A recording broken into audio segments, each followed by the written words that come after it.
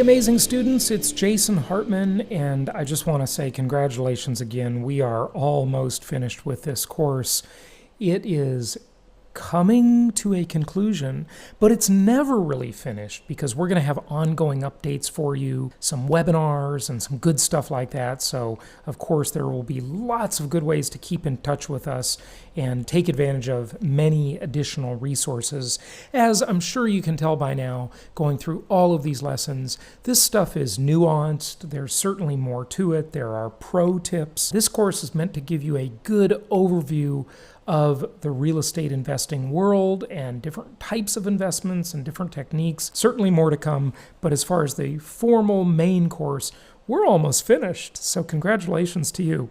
So today we're going to talk about managing your manager. And when I say that, I mean your property manager. This is a key partner in your success as an investor. We're going to have another lesson on self-management as well. So you can do either one. You can either manage your own properties or you can have a property manager do it for you. And there are advantages and disadvantages to each. Our learning objectives, well, let's learn about some key duties of a property manager, learn about proper tenant selection fundamentals, and about property maintenance and repair. And as we dive in here and we look at this, tenant acquisition, screening, and selection is really key. It's obviously the first step. It's the first thing to know about. And it's the first thing to do as a property manager.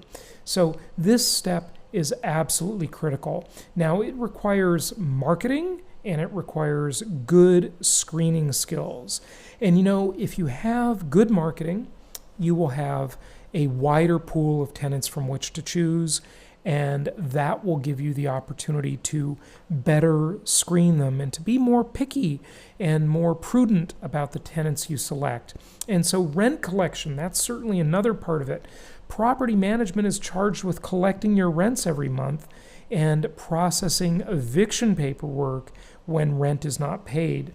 Now, paying rent is, of course, a covenant of the lease, but there are other things too. What if you have a tenant who doesn't take care of the property? What if you have a tenant who is disruptive to the neighborhood? Well, these are other components. So tenants can be evicted not just for non-payment of rent, but for other reasons as well. So that's important to understand. And repairs and maintenance, obviously another critical function of a property manager. And these activities are coordinated by the manager, but you as the investor owner, as the landlord, have to pay for these fees. So it's your duty to understand how to keep them under control. So we're going to touch on that as well. So proper tenant selection, this of course is critical. What really does that mean? Well, the track record and the ability to pay rent, they are paramount. Now, nightmare tenants, we've all heard these horror stories, and I have to tell you, I think they are way overblown. In all my years of real estate investing, I have had, in proportion to the overall number of tenants I've had, which is probably in the hundreds now, I've had very few tenant problems proportionally. But, if you ask me at a cocktail party, if you ask me, tell me about your tenant stories, well, I'm unlikely to talk about the good tenants. Every month when my rent gets paid, I don't celebrate when the check comes in, really. I just put the check in the bank, maybe scan a copy of it first, put it in the bank, enter it in a log or something like that, and I don't really think much about it. We only think about and focus on the negative. So when you hear these stories from other investors, they may have had a property for 10 years, and that would be 120 payments, 12 months times 10 years, potentially, right? And you're only going to hear about the one time they didn't get paid, not about all the other times they did get paid. So that's just kind of human nature to focus on the negative. So keep that in perspective. But sometimes, tenants are a nightmare. Those stories are certainly out there. And they either don't pay rent or they damage the property, or they do both. They don't pay rent and they damage the property. And so we've got to keep those tenants at bay and keep them under control. So when we're screening, we want to look for stable employment and, a good debt to income ratio, or DTI. This is what they do in the mortgage business, hopefully. Not always, of course, we know about that. But we want to make sure the tenant has the ability to repay our rent and a reasonable credit score. Now, notice I did not say a good credit score. I chose that word carefully. Why did I do that? Well, because people with really good credit scores, they tend to buy a house, not rent a house. And there are many otherwise great tenants out there who had a foreclosure during the financial crisis and otherwise make great tenants, but their credit score is beat up because of that. Because they got themselves in over their head with a house that they couldn't afford, and really the lender should have never made that loan to them in the first place. So just understand that your tenants probably don't have a credit score like you do, okay? So that's just par for the course, okay? You're not going to see a whole lot of tenants with 720 and above very good FICO scores. You will usually see lower credit scores, and you just want to get a reasonable credit score from a tenant. And hopefully they don't have a criminal record. Now, sometimes you might make an exception on that as long as it's not a severe crime. If they don't pay their parking tickets, or if they have, something that's just not that big a deal. I mean, this is sort of a philosophical diversion here, but we kind of live in this world where everybody's become a criminal nowadays because there's so many laws that nobody can keep track of them. So I've done many podcasts on that subject, and I just did one today, so that's why I mention it. But again, hopefully no criminal record, or certainly nothing outlandish in that history. Again, tenants will usually not be like us, okay? They will usually not be just perfectly clean in terms of their history. That's why they're tenants, because their history isn't always perfect. But some tenants have fantastic credit scores and a perfect record. And of course, another thing is evictions and judgments.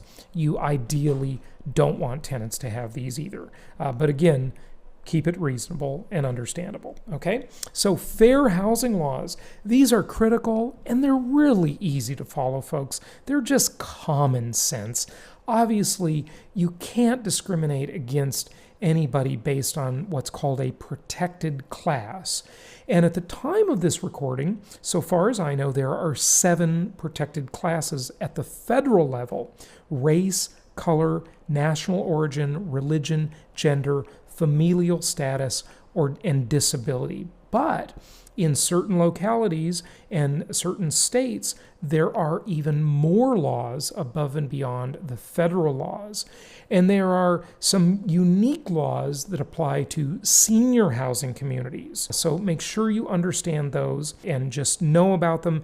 And if you have a property manager, your property manager is, in almost every case, a licensed person, and they are schooled on this subject. And again, it's very easy to obey. And of course, you wouldn't want to limit your market anyway by discriminating against people, right? Because as soon as you discriminate, you limit your market for tenants, and that would just be idiotic, frankly. So you don't want to do that. Tenant standards must be objective and applied equally. So be very careful here. You might be talking to a tenant if you're managing your own property. Now, with a property manager, you won't be talking to the tenant directly in most cases. And you might just ask them a casual, friendly question like, Are you married or single? You might just ask a very generic question. You might be talking about a church nearby the property, or they might ask you, where is the local church or synagogue? And that can be tricky. That can be a bit of a minefield. So just be conscious of this stuff. Certainly you can do an internet search. You can learn all about it. It's really easy, but sometimes the most seemingly casual and seemingly harmless question or comment can get you into trouble. So just be smart, be careful, and have a goodwill, obviously. Okay, so property management, maintenance, and repair fundamentals. Well, watch for unreasonable repair costs, and we live in such a great time now because it is so easy to just do a simple internet search and make sure you keep your property manager in check here, right? So some property managers will try and kind of puff up these repair fees. They'll have vendors that are, the vendors that are sort of easy for them to work with. And who knows, maybe this vendor is wining and dining them, giving them tickets to the ball game, or, bringing treats into their office or whatever. And the property manager might be partial to a certain vendor. So you've got to look out and just know that these conflicts of interest can exist. Now, you compare this to Wall Street, that I call the modern version of organized crime, and there are tons of conflicts of interest on Wall Street and with many other investments. In this world of direct ownership of real estate, these conflicts of interest may exist, but they're relatively minor most of the time. So again, you can check them out really easily. So for example, let's take an example. Say, for example, your property manager sends you an email and says, the property at 123 Elm Street, Jason, it has a broken garbage disposal, and we need to send someone out to check it out. So there's going to be a service call, and then when they get there, they're going to tell you, maybe it needs to be replaced. Well, it's very easy now to go to homedepot.com or go to the Lowe's website and see what a garbage disposal costs. That is so easy nowadays. And there are many places you can go to just know the labor cost on this stuff. Does it take an hour to replace a garbage disposal or 2 hours? And what is the rate? So it's really easy to keep these vendors and property managers in check. You can do it lickety-split in just a 2 or 3 minute internet search. And once you do that a couple of times, you're going to be good at this. And you want to, in a friendly way, make sure your property manager knows that you are aware and informed. You're not a dumb person who is just going to accept everything they say as the gospel, and you want to just make sure that you are a good manager of your manager. Now, in addition to repair and maintenance costs, which in the overall scheme of things, by the way, I don't want to scare you with what I just said, these are relatively minor. I mean, what kind of puffery are you going to see? Well, the property manager says, to put a new garbage disposal in there, it's going to cost $250 when it should really only be $200. It's $50. That's not going to turn your great investment into a terrible investment over $50, right? But you do want to keep these fees under control because little things do add up. Now, it's not just repairs, but it's also the property manager's fees. So what you want to do is seek to have alignment on these fees so that the property manager's interests are aligned with your interest. For example, they may charge a monthly fee, and it might be, and of course these fees aren't fixed by law, they are certainly negotiable, but I've seen anywhere out there from 5 to 10% per month as a monthly fee, usually maybe 8 to 10% in most cases, as a monthly fee. And so that's a percentage of the rent received. But then they will have other fees. Maybe the tenant doesn't pay their rent on time and there's a late fee. Do they keep the late fees? Do they split the late fees with the property owner on a 50-50 basis or some other basis? What do they charge as a lease-up fee? Do they pass through leasing and advertising fees to you in terms of the advertising costs to market the property? Usually not. Usually I find that they have a lease-up fee, and then they'll have some policy on the late fee. And sometimes these things can get out of alignment. On my podcast, I've talked about this extensively. I could do a whole hour or 2 hours on just the subject of alignment of interest. But for the purposes of this lesson, common sense. Let common sense be your guide and make sure that that agreement with your manager is aligned with you. Now, one thing I've seen that is, in my opinion, very out of alignment, and I haven't seen this much lately, but during the Great Recession, when a lot of people were letting their properties go into foreclosure, doing something known as strategic default, many times by choice, managers were charging vacancy fees. Yes, they were charging a fee of maybe $25 per month when the property wasn't even occupied. And I got to tell you, I object to this idea because I think it's out of alignment with the owner's or the investor's interest. So just say no. Is, as to use a well-worn cliche from the anti-drug movement, just say no to vacancy fees. And again, all of this stuff is negotiable. Property managers want business. They exist in a free market. And if you don't like what one property manager says, hey, you can just quickly go to the internet and you can find another one. So some of the key ideas here: your property manager is a key partner in your success as an investor. It's important to make sure you are partnering with a quality property manager. When the relationship is healthy, it'll free up your time to pursue other investments and other opportunities. Tenant acquisition and maintenance of the property are critical.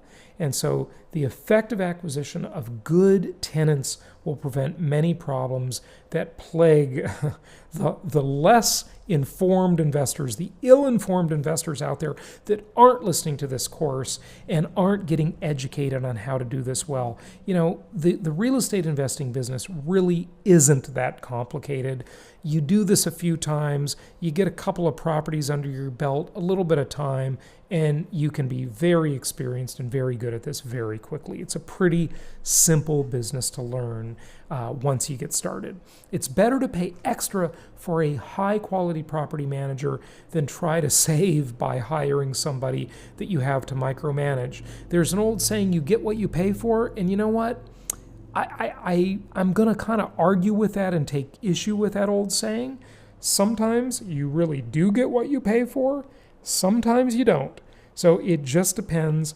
Let your own education, experience, and intelligence be your guide, okay? So let's get your badge on this lesson so we can get to the next lesson and finish up the course. We're almost there. So contact 3 property management companies in a market area in which you'd like to invest. So for example, if you live in California and you want to invest in one of the major cities in Texas, and you're looking at properties there, or maybe you're looking in Tennessee or Indiana or Georgia, wherever it is, contact 3 property management companies in that area and just talk to them. Ask them about the fees they charge, the terms and conditions of their property management agreements. Maybe even ask them to send you a property management contract and review that contract and see what's in it. Your badge action will be just take a screenshot of their contact information and append it to a document with the terms of their property management agreement, and upload this, and you'll have your badge, and I'll look forward to talking with you on the next lesson.